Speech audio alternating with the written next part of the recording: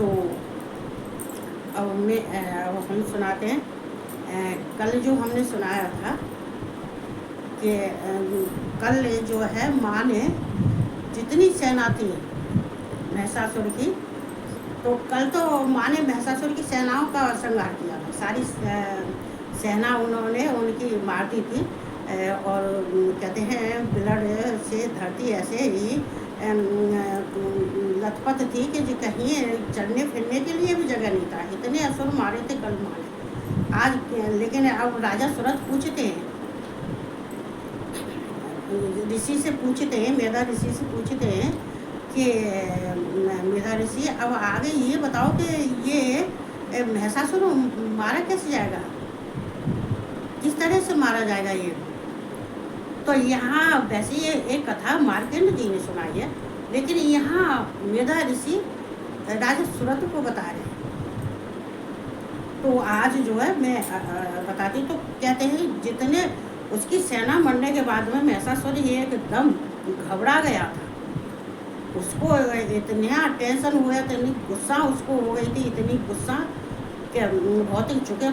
तो कहते हैं सारे अस्त्र शस्त्र सब देवताओं ने अपने सारे अस्त्र दिए थे। कहते हैं सूर्य, चंद्रमा, वायु, अग्नि और समुद्र, ब्रह्मा, विष्णु, सबने जितने हैं, इंद्र, सबने माँ को अस्त्र दिए थे। उनको खूब अस्त्रों से सुसज्जित थी और सब उनको श्रृंगार करे हुए। जब माँ, तो माँ देखे, तो जब माँ कहते हैं, माँ के जब आवाज़ निकलती है, जब वे गूंजती हैं, जब वो हुंकार मारती हैं, तो तो राक्षस नहीं ना, भगवान भी सारे डर जाते हैं, भगवान से भी डर जाते हैं। चूँकि उनकी आवाज़ इतना, हुंकार शब्द इतना तेज होता है, और जब अट्टहास करती हैं तब तो तीनों लोग गूंज जाते हैं, पूरा ब्रह्मांड गूंज जाता है जब अट्टहास करती हैं। तो यहाँ माँ आज क्या करती हैं, तो जब वो कहते हैं महिषासुर को बहुत ही परेशानी हो गई थी, टेंशन हो गई थी कि मेरी सारी सेना मारी गई, क्या करना चाहिए क्या नहीं करना चाहिए। तो महिषासुर ने पहले चछुर को भेजा था लड़ने के लिए। जब चछुर लड़ने के लिए गया था तो वहाँ माँ से लड़ने लगा। तो माँ पहले नहीं लड़ी थी युद्ध में, माँ पहले नहीं आई थी। पहले उन्होंने अपने गढ़ों को भेजा, इधर महिषासुर ने अपनी सेना को भेजा, उधर से माँ ने अपने गढ़ों को भेजा। जब गढ़ों में और महिषासुर में चछुर आया था तो उससे लड़ाई होने लगी, तो उसने गढ़ों को खूब मारा था। कहते हैं कि किसी के हाथ काट दिए, किसी के पैर काट दिए, और मतलब किसी को जान से मार दिया, किसी को घायल कर दिया। फिर उसके बाद में चामर आया, चामर भी लड़ने लगा। जब चामर लड़ने लगा था तो कहते हैं माँ का शेर बार हलाते हुए एकदम जो उसके ऊपर कूदा, तो उसने, कहते चामर ने अपना बाण ऐसा छोड़ा था कि शेर घायल हो गया। जब शेर, माँ का शेर घायल हो गया तो माँ तो घबरा गई, क्योंकि माँ की सवारी शेर, माँ को तो शेर बहुत ही पसंद है उनको। माँ कहते हैं कि माँ जंगल में से शेर को लेकर आई थी, उसका सोमनंदी नाम रखा था माँ ने। ये माँ की सवारी है। जब शेर के इन्होंने मारा था तो शेर घबरा गया था, उसके चोट भी आ गई थी, लेकिन शेर गुस्से में था। जब अपने बारों को हिलाता हुआ आया तो बिंदपाल थे और उग्र ये सब और सेना बाकी थी सब। जब सेना सब लड़ने लगी थी तो कहते हैं कि शेर ने सबको, सब सेना को मारा। उसने जितने थे, चछुर थे, बिंदपाल थे, उग्र थे, चावड़ थे, और बहुत थे। इनके तो नाम ही हजारों नाम है इनके, तो हजारों का करोड़ों में नाम है इनके। तो जितनी सेना आती गई, शेर ने सारी सेना को विध्वंस कर दिया। सबको अपने पैरों से कुचल के, किसी को पैरों से कुचला, किसी को थप्पड़ से मारा, किसी को खा लिया, किसी को कुछ कर लिया। जितनी सेना थी सारी सेना मर गई उसकी। अब रह गया महिषासुर। तो कहते हैं जब माँ ने देखा कि ये, तो फिर महिषासुर को तो बहुत ही गुस्सा आया एकदम। कहने लगा मेरी तो सेना आज भी सारी खत्म हो गई। तो जब सेना, जब कहते हैं कि जब महिषासुर युद्ध में आया एकदम, और माँ से जब माँ के ऊपर ने उसने जैसे ही बाण छोड़ा, तो माँ ने उसके बाण जैसे वो छोड़ता गया, माँ खेल खेल में काटती गई। जैसे वो त्रिशूल छोड़ता गया, माँ ने भी त्रिशूल छोड़ा। उसने कहते हैं फिर माँ जो वो अस्त्र छोड़ता गया था, और वो तो वैसे ही माँ छोड़ती गई, लेकिन माँ उसके सब काटती गई। जब देखा उसने, कहते हैं महिषासुर, हालांकि वो इतना भयंकर असुर था, तब तो महिषासुर मर्दन ही हुई थी वो। तो कहते हैं इस जब और इतने युद्ध और इतना घनघोर युद्ध था, कहते हैं बहुत दिन तक युद्ध चला। लेकिन माँ ने कहा कि ये तो महिषासुर बहुत ही परेशान कर रहा है, ये तो ज़्यादा ही शक्तिशाली है और ये इस तरह से नहीं मानेगा। फिर माँ ने उसको जो है जैसे कि माँ के, तो उसने कितने रूप बदले। जब माँ उसको मारने को आई थी, जब माँ ने अपने अस्त्र छोड़े थे, त्रिशूल छोड़ा था, तो उसने भैंसे का रूप ले लिया। महिषासुर ने पहले मनुष्य का रूप था, अब भैंसे का रूप ले, पहले राक्षस का रूप था, अब भैंसे का रूप ले लिया। माँ ने भैंसे के रूप में, कहते माँ ने भैंसे के रूप में उसको जितने अस्त्र शस्त्र छोड़े तो उसको घायल कर दिया। घायल करने के बाद में फिर उसने भैंसे के रूप से फिर उसने शेर का रूप ले लिया। जब शेर का रूप लिया तो उसने इतना दहाड़ना शुरू किया। कहते हैं उसने शेर के जैसे शेर का लिया तो माँ ने उसको भी, कहते हैं अपने बाणों से उसको भी परास्त कर दिया, उसको भी घायल कर दिया। फिर उसने भैंसे का रूप लिया। जब भैंसे का रूप लिया तो इतना उसके अंदर क्रोध आ गया कि उसने इतने जोड़ की आवाज़ निकाली, इतना जोड़ की उसने भयंकर शब्द निकाला कि शब्द से कहते हैं कि तीनों लोग एकदम उसके शब्द से घबरा गए। इतनी तेज शब्द उसने निकाला और अपने सींगों से पर्वत को हिला हिला के, पर्वतों को सींगों से कर करके विदीर्ण कर दिया। कहते हैं पर्वत भी नीचे गिरने लगे, जमीन भी उसने खुरों से अपने जमीन को खोदना शुरू किया। जब जमीन से उसने खोदना शुरू किया तो जमीन को सारी खोद दिया। जैसे जमीन पर उसने खुरों से खोदा था तो जमीन हिलने लगी, डोलने लगी, जमीन भी कांप गई। फिर उसने जितने भी पेड़ पौधे हैं सब उखाड़ने शुरू कर दिए अपने सींगों से, और कहते हैं पर्वतों को उछल उछल के पर्वतों के टुकड़े टुकड़े करके गिराने लगा। माँ ने देखा ये ऐसे नहीं मानेगा।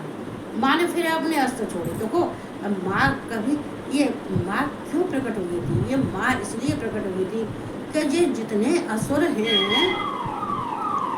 ये भगवान के हाथ से नहीं मरते।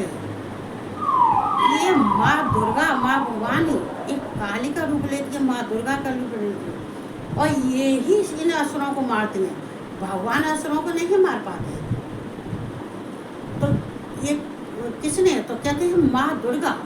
जब माँ दुर्गा खड़ी हो जाती है तो ये माँ का, इसीलिए तो माँ प्रकट हुई थी, इसीलिए तो उत्पन्न हुई थी, क्योंकि माँ इतने गुस्से में जब आती हैं तो माँ को कुछ भी नहीं दिखाई देता। क्रोध किसको ज़्यादा आता है? माँ को क्रोध ज़्यादा आता है, माँ दुर्गा के, चूँकि सारे अस्त्र शस्त्र अपने हाथों में लिए रहती हैं। वो 10 भुजाओं वाली होती हैं, 8 भुजाओं वाली होती हैं, 4 भुजाओं वाली होती हैं। तो फिर उसने भैंसे के रूप में, फिर माँ ने फिर उसके त्रिशूल मारा। जब उन्होंने माँ ने जब उसको त्रिशूल मारा तो वो घायल हो गया। घायल होने के बाद में फिर उसने हाथी का रूप ले लिया। उसने कई रूप लिए, फिर हाथी का रूप ले लिया। हाथी का रूप लेने से फिर माँ ने उसको हाथी को इतने अपने अस्त्र ऐसा छोड़ा, ऐसा बाण छोड़ा कि हाथी वहीं मर गया। शेर भी मर गया, हाथी भी मर गया। लेकिन ये महिषासुर फिर इसने मनुष्य का रूप ले लिया। जब इसने सोचा कि मेरे शेर भी मर गया, हाथी भी मर गई, सेना मर गया, सारी सेना मर गई, और ये जगदम्बा, तो महिषासुर हाथ जोड़ के खड़ा हो गया। जब महिषासुर, तो कभी कभी क्या होता है कि जब इंसान घिर जाता है और सामने वाला शक्तिशाली होता है तो उससे विनम्र होकर बात करने लगता है, हाथ जोड़ के बात करने लगता है, क्योंकि उनकी गहराइयों में जाता है, वो उनके विवेक को जीतना चाहता है, उनके क्रोध को शांत करना चाहता है वो। तो इसीलिए तो उसने हाथ जोड़ के जब प्रार्थना की, बोले कि तुम जगदम्बा हो और माँ हो, और मैं तुम्हारी शरण में हूँ। मैं तुम्हारे हाथों से उद्धार होने के लिए मैंने महिषासुर का रूप धारण किया था, मैंने महिषासुर का जन्म लिया था। फिर उसने अपने पिछले जन्म का बताया था, जैसे जो कुछ भी था वो सब उसने बताया था कि माँ में इसलिए मैंने महिषासुर का मैंने जन्म लिया कि तुम्हारे हाथों से उद्धार होने के लिए, चूँकि मुझे श्राप मिलता चला आ रहा है और मिलता चला आ रहा है, मैं तुम्हारे हाथों से ही मेरा कल्याण होना है, हाथों से उद्धार। तो वो यहाँ माँ मारती है, ऐसी नहीं कि माँ वो महिषासुर को नहीं मार सकती थी शुरू में। माँ पहले युद्ध करती है और ये देखती है कि ये कितने शक्तिशाली हैं, और माँ अपने अस्त्र शस्त्रों से कम मारती है वो, और जिसको मारती है उसका कल्याण करती है। कहते हैं अपने हाथों से जिसको मारती है उसका कल्याण करती है, उसका उद्धार करती है। तो माँ ने जैसे उसने माँ से प्रार्थना की, उसने मनुष्य का रूप धारण कर लिया। माँ को फिर गुस्सा आया। माँ ने जैसे उसने मनुष्य धारण किया तो माँ ने एकदम, कहते हैं उनके हाथ में तो वो तलवार थी, उन्होंने कहते हैं ढाल तलवार थी, तलवार से उसके पेट को काट दिया। लेकिन फिर भी उठ के खड़ा हो गया, क्योंकि वो ये जितने मायावी होते हैं, जितने असुर होते हैं, ये मायावी होते हैं। ये कौन सा ही रूप धारण कर लेते हैं, ये तरह तरह का रूप धारण कर लेते हैं, लेकिन आम इंसान इनको नहीं समझ सकता। और माँ जगदम्बा तो जननी है, वो जब कहते हैं तीनों लोग को की जन्म दाता है, वो जब तीनों लोग को जन्म देती है तो उसे भूत भविष्य वर्तमान सब उसको मालूम होता है, सबका ज्ञान है उस माँ को। तो माँ ने जब कहते हैं नहीं, फिर उठ के खड़ा हुआ, तो जैसे ही वो उसने अपना सिर झुकाया और माँ ने उसके सिर को वहीं पे गर्दन को पकड़ के और उनके कंठ को पकड़ के माँ कंठ पर खड़ी हो गई। जब महिषासुर नीचे गिर गया, माँ ने सिर काटने के बाद में भी उठ के चढ़ने की कोशिश करना, क्योंकि ये माया भी है, ये माया भी है, ये मरते मरते उठते ये मरते मरते भी उठते हैं। तो जैसे फिर माँ ने उसके कंठ पर खड़े हो गए, फिर उस त्रिशूल से प्रहार करके और उसकी गर्दन को अलग कर दिया। तो जैसे ही माँ ने कहते हैं महिषासुर के गर्दन को अलग किया था, तो महिषासुर वहीं खत्म हो गया, मर गया। मरने के बाद में कहते हैं जो सेना बाकी बची थी वो डर की वजह से वो भाग गई, एक भी सेना नहीं बची, जितनी सेना थी सब भाग गई। और महिषासुर के मरने के बाद में माँ महिषासुर मर्दनी बनी। तो माँ कहते हैं जब तो महिषासुर मर्दनी बनी थी, महिषासुर को मार के महिषासुर मर्दनी बनी, जैसे वो महिषासुर मरा था। लेकिन वो तब भैंसे के रूप में नहीं था, वो मनुष्य के रूप में था। तो जैसे वो मरा तो सारे देवता जितने थे, ब्रह्मा विष्णु महेश और ऋषि मुनि सब इतने प्रसन्न हुए, जयकारा बनने लगा। कहते हैं कि फूलों की वर्षा होने लगी, जयकारा बनने लगे, अप्सराएं नाचने, गंधर्व गान गाने लगे, अप्सराएं नाचने लगी, फूलों की वर्षा होने लगी।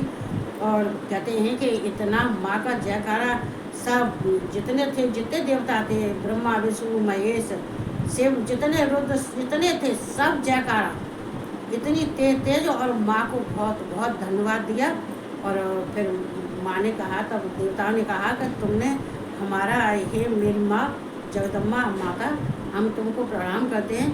आप आज तुमने हमारी जान बचा ली। हमारा राजपाट जो इसने छीन रखा था, हमारा सिंहासन छीन रखा था, वो आज आपने हमें सिंहासन दिया, हमारा राजपाट भी दिया। तो उन्होंने माँ की बहुत तरह तरह की स्तुति करने लगे। तुम महामाया हो, महामोआ हो, महासूरी हो, महाविद्या हो, तुम अहोरात्रि हो, तुम। तो उन्होंने तरह तरह से स्तुति करने लगे थे। तो माँ खुश हुई। खुश होने के बाद में तो कुछ नहीं, तो आज ये महिषासुर का था। कल उनकी सेना मर गई, आज महिषासुर माँ ने मार दिया। तो आज मैंने ये महिषासुर का, अब कल है ये चौथा, जो चौथा है, कल कुष्मांडा का है चौथा दिन। तो मैं कल फिर आती हूँ, फिर कुष्मांडा का सुनाती हूँ। तो कहते हैं हम क्या भगवान के हमारे जितने ही भगवान रूप में हैं, ये जितनी ही मेरी हमारी माता हैं, वो किस लिए ये सब करते हैं? मनुष्यों के लिए।